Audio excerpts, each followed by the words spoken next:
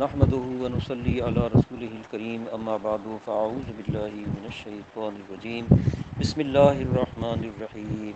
النبي اولى بالمؤمنين من انفسهم صدق الله تعالى وبلغنا رسوله النبي الكريم صلى الله تعالى عليه وعلى اله واصحابه اجمعين وبارك وسلم ابدا۔ آج کے درس میں میں نے قرآن مجید فرقان حمید کے 22ویں پارے سورہ احزاب سے ایک آیت کریمہ کا حصہ تلاوت کیا ہے، جس میں ارشاد باری تعالیٰ ہے النبی اولا بالمؤمنین من انفسہم، یعنی یہ رسول اکرم صلی اللہ تعالیٰ علیہ وآلہ وسلم مسلمانوں کی جانوں اور مالوں پر ان سے زیادہ تصرف کا حق رکھتے ہیں۔ یعنی اس آیت کریمہ میں ہم پر قرآن مجید فرقان حمید نے یعنی مومنین و مسلمانوں پر یہ ظاہر کر دیا کہ وجود تو تمہارا ہے، ہاتھ تمہارے ہیں، آنکھیں تمہاری ہیں، زبان، منہ، کھانا پینا تو تمہارا ہے، تم اپنی مرضی سے کرنا چاہو اور اپنی مرضی سے کام کرنا چاہو تو نہیں کر سکتے، اس لیے کہ میرے محبوب کی عظمت اور شان یہ ہے کہ ان کی بارگاہ میں تمہاری غلامی ایسی ہو کہ حقیقتاً جو مسلمان ہیں ان پر تو میرے محبوب ان کی جان اور ان کی مال سے بھی زیادہ تصرف حق رکھتے ہیں۔ یعنی مطلب یہ ہے کہ ہم سونا چاہتے ہوں اور حضور صلی اللہ علیہ وسلم کا حکم ہو کہ اس وقت نماز پڑھو، جیسے نماز کا وقت ہو گیا، تو اگر ہم اپنے آپ کو رسول اللہ کا غلام، انہیں اپنی جان و مال کا مالک سمجھتے ہیں تو ہم اس وقت سو نہیں سکتے۔ یعنی سچے مسلمان کی نشانی تو یہی ہے، اعلیٰ بہترین مسلمان کی نشانی تو شان تو یہی ہے، بلکہ ہمیں اٹھ کر نماز پڑھنی ہوگی۔ اسی طرح ماہ رمضان المبارک میں ہم دن کے وقت کھانا چاہیں اور عید کے دن کھانا چھوڑنا چاہیں تو رمضان میں دن کے وقت کھا نہیں سکتے اور عید کے دن کھانا چھوڑ نہیں سکتے، کیونکہ ہمیں اپنے اوپر وہ اختیار نہیں جو رسول اللہ صلی اللہ علیہ وآلہ وسلم کو ہمارے اوپر حاصل ہے، وہی کرنا ہے ہمیں جیسے کہ اللہ کے رسول صلی اللہ علیہ وسلم کا حکم ہے۔ اسی طرح سے کسی چیز و فروخت کرنا ہے کسی چیز کو تو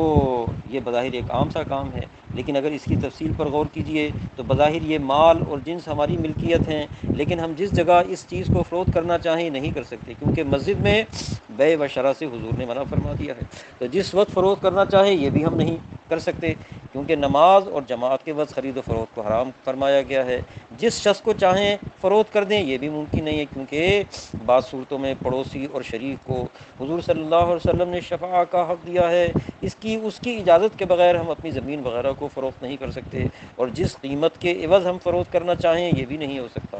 کیونکہ حضور پر نور صلی اللہ علیہ وسلم نے شراب، مردار اور نجس چیزوں کے عوض کسی چیز کو بیچنے سے منع فرما دیا ہے۔ یعنی پہلے تو بیع اسی طرح سے ہوتی تھی،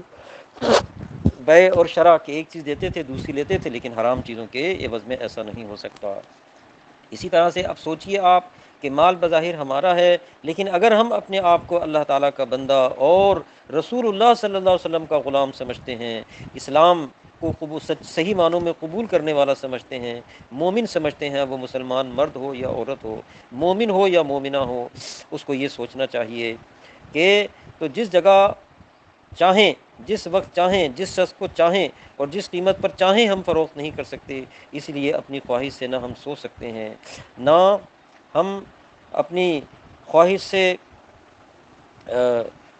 کوئی ایسا کام کر سکتے ہیں جس کو اللہ تعالیٰ کے پیارے رسول صلی اللہ علیہ وسلم نے منع فرمایا ہے۔ اور اسی طرح سے کوئی بھی دنیا کے کاموں کے اوپر آپ غور کر لیجئے کہ ہم نے اسی طرح سے کرنا ہے جیسے کہ اللہ اور رسول کا حکم ہے، حضور علیہ الصلوۃ والسلام کا ارشاد ہے۔ میں نے ایک آدھ مثال آپ کے سامنے رکھی، یعنی خلاصہ یہ ہے کہ اللہ تعالیٰ کی منشا اور اس کے رسول برحق کی مرضی کے بغیر نہ ہمیں اپنی جان پر اختیار ہے نہ اپنے مال پر اختیار ہے۔ اسی لیے علامہ اقبال نے کیا خوب کہا تھا، چومی گویم مسلمانم بلرزم کہ دانم مشکلات لا الہ را، کہ جب میں یہ کہتا ہوں کہ میں مسلمان ہوں تو مجھ پر لرزہ طاری ہو جاتا ہے کہ مسلمان کو تو کیسا ہونا چاہیے، کہ دانم میں جانتا ہوں کہ مشکلات لا الہ، یعنی کلمہ طیبہ لا الہ الا اللہ محمد رسول اللہ پڑھنے کے بعد جو اسلام کے تقاضے ہیں کیا میں انہیں پورا کر رہا ہوں۔ اسی لیے اقبال نے یہ بھی کہا تھا، یہ شہادت گہے الفت میں قدم رکھنا ہے، لوگ آساں سمجھتے ہیں مسلمان ہونا۔ اب اشارتاً ایک آدھ بات عرض کی جائے کہ ایمان میں ہمارے خامی اور اطاعت میں جو کمی ہے اس کے نقصانات کیسے ہیں ہم پر جو ماضی سے چلے آ رہے ہیں اور آج بھی ہم بھگت رہے ہیں اور دیکھ رہے ہیں۔ اب آخر میں صرف اس نقطے کی وضاحت کرنا چاہتا ہوں کہ ایمان کی خامی اور اطاعت میں کمی پر قدرت کی طرف سے کیا مواخذہ اور پکڑ ہوتی ہے۔ آخرت کی سزا تو الگ رکھیے، دنیا میں مکافات عمل کی ایک مثال سے اپنے شب و روز کے اعمال پر ہم خود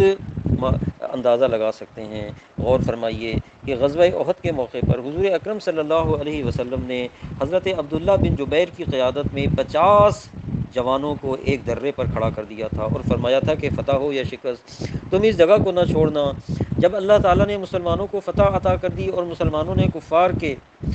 چھوڑے ہوئے مال کو جمع کرنا شروع کیا تو حضرت عبداللہ بن جبیر کے بعض وہ ساتھی جو نئے نئے اسلام میں داخل ہوئے تھے، اپنے امیر کے ہم منع کرنے کے باوجود، یعنی وہ منع کرتے رہے کہ حضور کا حکم ہے نہ جاؤ، لیکن آپ کے منع کرنے کے باوجود وہ نئے نئے مسلمان ہوئے تھے، مسائل سے اسلام کا آغاز تھا، ابھی اسلام تو تکمیل کی طرف جا رہا تھا، تو وہ مال غنیمت کے جمع کرنے کی خواہش میں اس درے کو چھوڑ کر چلے گئے اور حضور پر نور سید عالم صلی اللہ علیہ وسلم کے فرمان کو انہوں نے فراموش کر دیا۔ ابھی صرف اتنی سی بات تھی کہ انہوں نے حضور کے اس فرمان کو فراموش ہی کیا تھا، لیکن اس کا نتیجہ یہ ہوا کہ اللہ تعالیٰ نے مسلمانوں کی جو جیتی ہوئی جنگ تھی اس کو اگر یوں کہہ لیجئے کہ ہار میں تبدیل کر دیا، یا ایک بہت بڑے نقصان کی صورت میں اس کو ظاہر کر دیا مسلمانوں کے سامنے۔ سوچئے کہ 50 سے کم افراد نے حضور پر نور علیہ الصلوۃ والسلام کے حکم کی نافرمانی کی تو اللہ تعالیٰ نے اس پر کس قدر سخت مواخذہ کیا،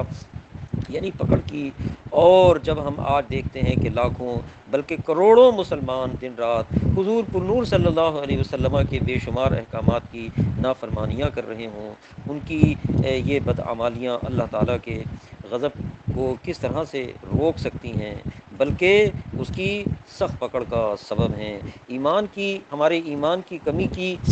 وجہ سے ہمیں آج بہت سے نقصانات کا سامنا ہے، اور اس ایمان کی کمی کی وجہ سے ہم اللہ رسول کے احکامات کو چھوڑ رہے ہیں۔ اب میں اشارتاً ایک بات آپ کے سامنے عرض کر رہا ہوں۔ ایک وقت وہ تھا کہ جب مسلمان اللہ تعالیٰ کے رنگ میں رنگے ہوئے تھے اور اسوہ رسول صلی اللہ علیہ وسلم کے سانچے میں ڈھلے ہوئے تھے، یعنی حضور کی سنت ہائے مبارکہ اور تعلیم کے خلاف ذرا نہیں جاتے تھے، تو اس وقت جزیرہ عرب سے لے کر ساحل مکران تک مسلمانوں کی سطوت یعنی روب اور دبدبہ تھا اور ان کے پرچم لہرا رہے تھے، بلکہ سلطنت عباسیہ میں اسلامی حکومت 3 بر اعظموں میں پھیل چکی تھی، بحر و بر پر ان کی حکومت تھی، دریا ان کے حکم سے جاری ہوتے تھے اور قضائے الہی ان کے عزائم کا ساتھ دیتی تھی۔ مسلمان جس طرف نکل جاتے تھے مظلوموں کی فریاد رسی کرتے تھے، ضرورت مند لوگوں میں دھن و دولت تقسیم کیا کرتے تھے۔ جہاں مسلمان جاتے تھے مسلمان حکمران اور حکومتیں یہ کام کرتی تھی، مظلوموں اور ظالموں کو پکڑتی تھی، انصاف دیتی تھی، غریبوں کی مدد کرتی تھی، اور جہالت کے گوشوں کو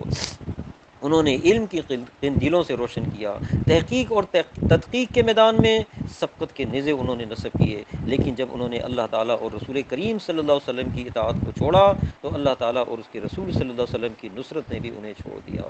اور وہ قوم جو مشرق و مغرب میں اپنی فتوحات کے جھنڈے گاڑ چکی تھی ہر جگہ پسپا اور مغلوب ہونے لگی۔ جو قوم فقراء اور مساکین میں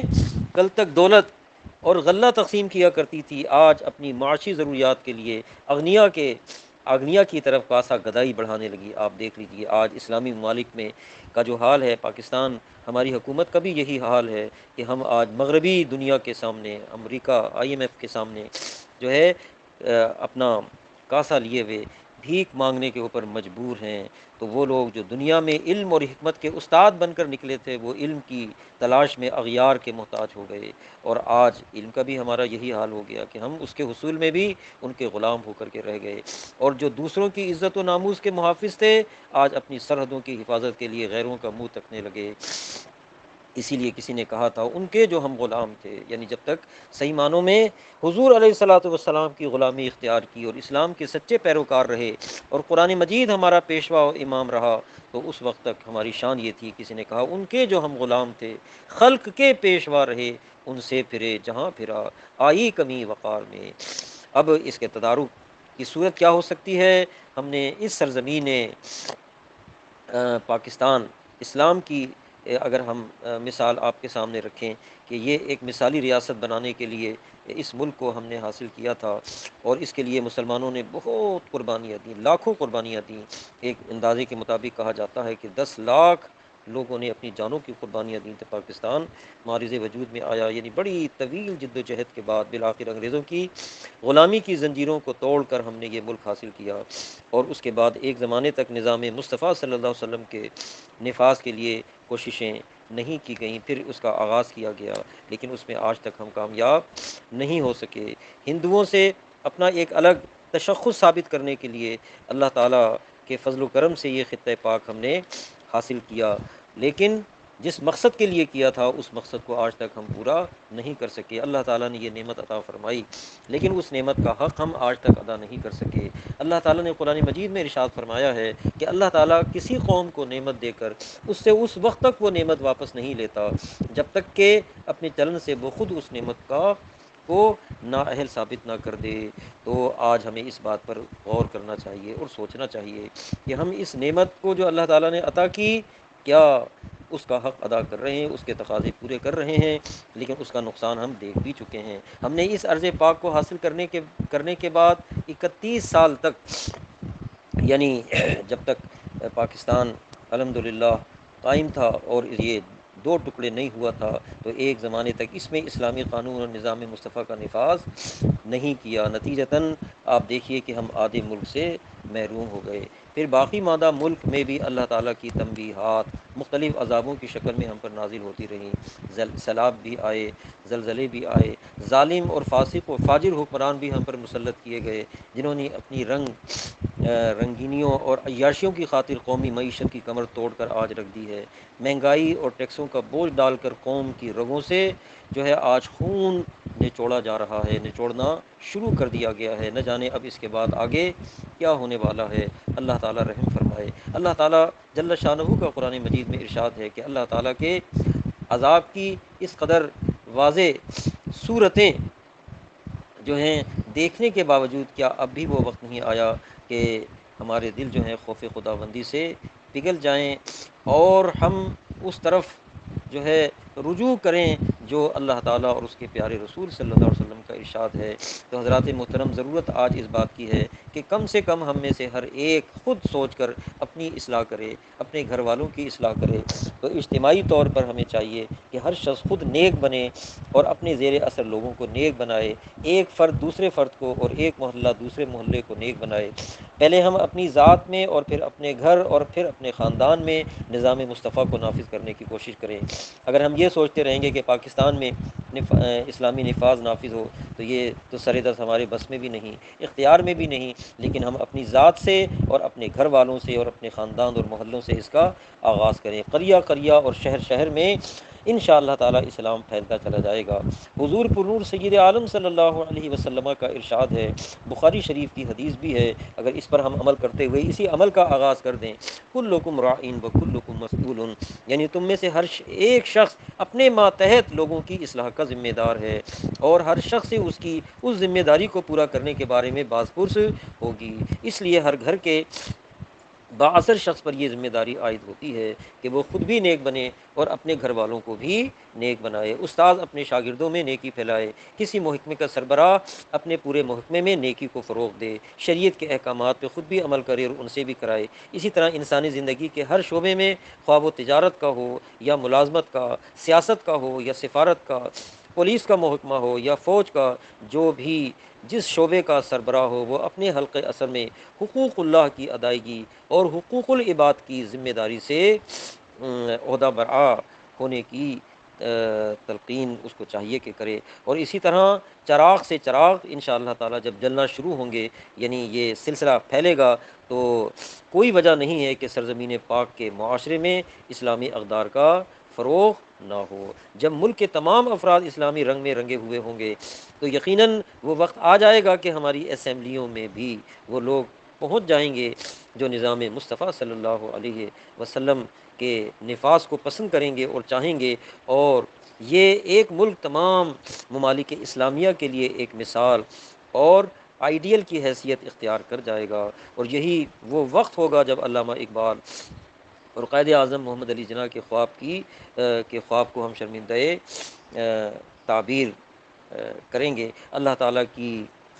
رحمتوں اور برکتوں کی موسلا دھار ان شاء اللہ تعالیٰ تب برسات ہوگی، اور حضور اکرم سید عالم صلی اللہ علیہ وسلم کی خوشنودی اور رضامندی سے مملکت اسلامیہ کا جب گوشہ گوشہ اسلامی اقدار اور حسنات اور برکات کی خوشبو سے مہک اٹھے گا، تو پھر وہ وقت دور نہیں کہ فرشتے انسان کی عظمتوں کو سلام کرنے کے لیے آسمان سے قطار در قطار اتریں گے۔ ابلیس کسی تاریک گوشے میں جا کر اپنا منہ چھپا لے گا، حق کا انشاءاللہ تعالی بول بالا ہو جائے گا۔ قرآن مجید فرقان حمید کا یہ بھی ارشاد ہے، ہمیں نا امید نہیں ہونا چاہیے۔ جاء الحق وزہق الباطل ان الباطل کانا زہوقا، لیکن ضرورت یہ ہے کہ ہم حضور پر نور سید عالم صلی اللہ تعالی علیہ وآلہ وسلم کی